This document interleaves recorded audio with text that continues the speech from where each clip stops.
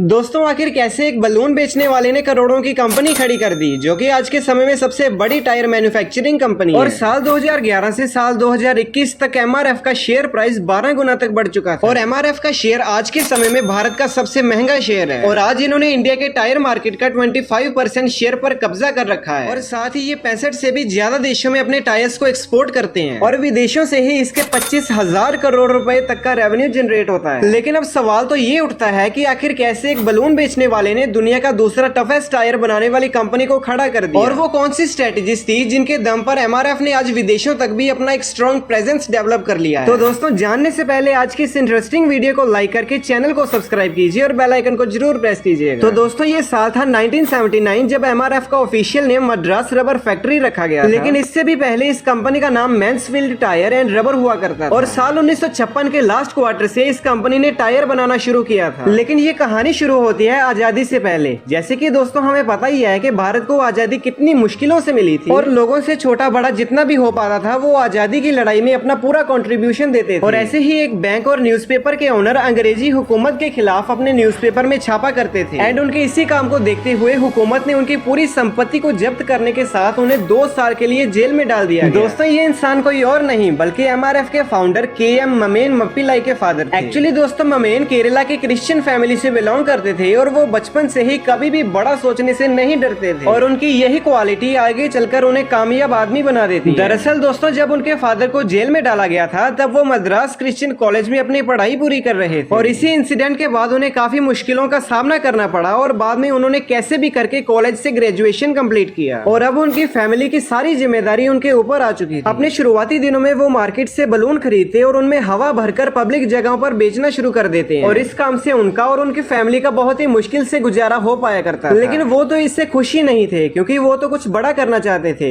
इसलिए साल 1946 में उन्होंने अपनी वाइफ के साथ मिलकर अपना एक छोटा सा बलून मैन्युफैक्चरिंग प्लांट सेटअप किया, जहां वो खुद से बलून को मैन्युफैक्चर किया करते थे और फिर उसमें हवा भरकर मार्केट में बेच दिया करते थे। और उनका ये बिजनेस भी काफी अच्छा चलने लगा एंड अब वो पहले से भी ज्यादा मार्जिन में अपना प्रॉफिट कमा पा रहे थे। और कुछ सालों तक बलून बनाते बनाते उन्हें एक आइडिया मिला और उन्होंने सोचा कि बलून भी रबर से ही बनते हैं, तो क्यों ना रबर के टॉयज भी बनाना शुरू कर दिया जाए। दोस्तों इसी आइडिया के साथ साल 1949 में उन्होंने टॉयज बनाना भी शुरू कर दिया। ये बिजनेस भी उनको डबल मार्जिन कमा कर दे रहा था। हालांकि इस सक्सेस के बाद भी ममेन खुश नहीं थे क्योंकि वो तो कुछ बड़ा और स्पेशल करना चाहते थे और किस्मत के साथ उन्हें एक अच्छी अपॉर्चुनिटी भी मिल जाती है। दरअसल उन्हें तभी अपने कजन के टायर रिथ्रेडिंग बिजनेस के बारे में पता चलता है, जहाँ वो काफी सारे टायर्स रिथ्रेडिंग प्लांट्स का यूज किया करते थे, जिसमें वो पुराने टायर्स के ऊपर नए थ्रेड पैटर्न चिपका दिया करते थे जो कि टायर्स को बिल्कुल नया बना देते थे। और यहीं पर ही ममेन ने एक प्रॉब्लम को नोटिस किया कि दरअसल जो थ्रेड पुराने टायर्स को नए करने में यूज होते थे वो एक तो विदेशी ब्रांड्स बनाया करते थे और ऊपर से उनकी क्वालिटी भी कुछ खास नहीं हुआ करती थी। और ममेन ने ये भी देखा कि मार्केट में कोई भी लोकल प्लेयर नहीं है जो कि इस तरह के थ्रेड रबर को बनाता है। और इसके बाद उन्होंने 1952 में थ्रेड रबर की मैन्युफैक्चरिंग शुरू कर दी। उनका बनाया गया थ्रेड रबर बाकी के फॉरेन ब्रांड्स के कंपैरिजन में बहुत ही ज्यादा अच्छा निकला और बाद में कुछ ही समय में उनकी कंपनी ने थ्रेड बिजनेस के 50% मार्केट शेयर पर कब्जा कर लिया और कई सारे फॉरेन कंपनीज को इंडियन मार्केट से एग्जिट करने पर मजबूर कर दिया। और इसके बाद ममेन ने डिसाइड किया कि क्यों ना वो पूरी टायर ही बनाना शुरू कर दें। और बाद में उन्होंने Mansfield tyre and rubber company के साथ टेक्निकल कोलैबोरेशन करके उनकी टेक्नोलॉजी को यूज करना शुरू कर दिया और बाद में ये टायर बनाकर इंडिया में मैंसफील्ड टायर एंड रबर के नाम से बेचना शुरू कर देते। लेकिन दोस्तों मैंसफील्ड टायर एक अमेरिकन कंपनी थी और मैंसफील्ड टेक्नोलॉजी से बने टायर्स अमेरिका के लिए तो काफी अच्छे थे, लेकिन इंडियन कंडीशंस के लिए ये बिल्कुल भी सुटेबल नहीं थी। और इसी बात का फायदा उठाकर एग्जिस्टिंग कंपटीटर्स ने ये बोलना शुरू कर दिया कि इंडियन कंपनी टायर बनाने के लायक ही नहीं है। दरअसल उस समय टायर मैन्युफैक्चरिंग इंडस्ट्री पर डनलॉप, फायरस्टोन एंड गुडियर जैसी 3 मल्टीनेशनल कंपनीज उस समय इस हद तक डोमिनेट कर रही थी कि टायर के प्राइसिंग, सप्लाई और प्रोडक्शन भी ये खुद ही डिसाइड किया करते थे और किसी भी नए प्लेयर को मार्केट में एंटर करने से पहले ही उसे मार्केट से बाहर निकाल देते थे। और बाई चांस मैंसफील्ड जैसी कंपनी मार्केट में आ भी जाए तो ये उसे बहुत ही बुरी तरह से मार्केट से आउट करवा दिया करते थे। लेकिन दोस्तों एमआरएफ हार मानने वालों में से नहीं था और एमआरएफ ने भी मार्केट में अपना स्ट्रॉन्ग प्रेजेंस डेवलप करने में दिन रात मेहनत की। एक्चुअली दोस्तों इस कंपनी ने इंडियन रोड्स के अकॉर्डिंग टायर बनाने के लिए साल 1963 में अपना रबर रिसर्च सेंटर सेटअप किया और बाद में कुछ ही दिनों में इन्होंने और भी अच्छे टायर बनाने शुरू कर दिए। बाद में एमआरएफ ने एक ऐसे इंसान को हायर किया जिसे फादर ऑफ इंडियन एडवर्टाइजिंग कहा जाता है। उस इंसान का नाम है एलिक पद्मसी। और अगर आप इनको नहीं भी जानते तो आपको बता दें कि ये वो इंसान है जिन्होंने सर्फ, बजाज और फेयर एंड हैंडसम का एड कैंपेन बनाया था और MRF का एड कैंपेन बनाने के लिए इन्होंने सबसे पहले ट्रक ड्राइवर्स के साथ बात की और बाद में अच्छी रिसर्च करने के बाद से उन्हें ये पता चला कि ट्रक ड्राइवर्स को स्ट्रॉन्ग एंड पावरफुल टायर्स की जरूरत है ताकि ये लंबे समय तक टिक पाएं। और इसी चीज को हाईलाइट करते हुए अलीक ने MRF मसल मैन का एड बनाया जिसे टीवी कमर्शियल्स और बिलबोर्ड्स पर शो किया गया था, जिसकी वजह से आम लोग इससे पहचानने लगे और जब भी टायर को चेंज करवाना होता था तो लोग MRF के टायर ही लगवाना पसंद करते थे। और ऐसा करने के बाद धीरे धीरे MRF ने कंज्यूमर्स के बीच में अपना एक स्ट्रॉन्ग प्रेजेंस डेवलप करने में कामयाबी हासिल कर ली, जिसकी वजह से उन्हें मार्केट में अच्छा खासा शेयर मिला। और बाद में MRF ने इंडियन मार्केट पर राज करने के बाद अपने टायर्स को एक्सपोर्ट करना शुरू कर दिया और यहाँ से MRF मल्टीनेशनल ब्रांड बन चुका था। और बाद में इंडियन मार्केट में गाड़ियों की बढ़ती डिमांड को देखते हुए MRF ने जगह जगह अपने प्लांट खोलना शुरू कर दिया और साथ में ही अपने टायर्स को और भी ज्यादा डेवलप करते गए, जो कि सस्ता भी था और स्ट्रॉन्ग। और इसी चीज को देखते हुए कई फॉरेन ब्रांड्स तो मार्केट से एग्जिट कर गए। लेकिन दोस्तों 1979 में मैन्सविल टायर एंड रबर के साथ MRF का रिलेशन खराब होने लगता है और आखिर में जाकर ये दोनों कंपनीज अलग हो गई। और आज की डेट में MRF का वैल्यूएशन 3 लाख करोड़ से भी ज्यादा का है और सिर्फ विदेशों से ही ये लगभग $3 बिलियन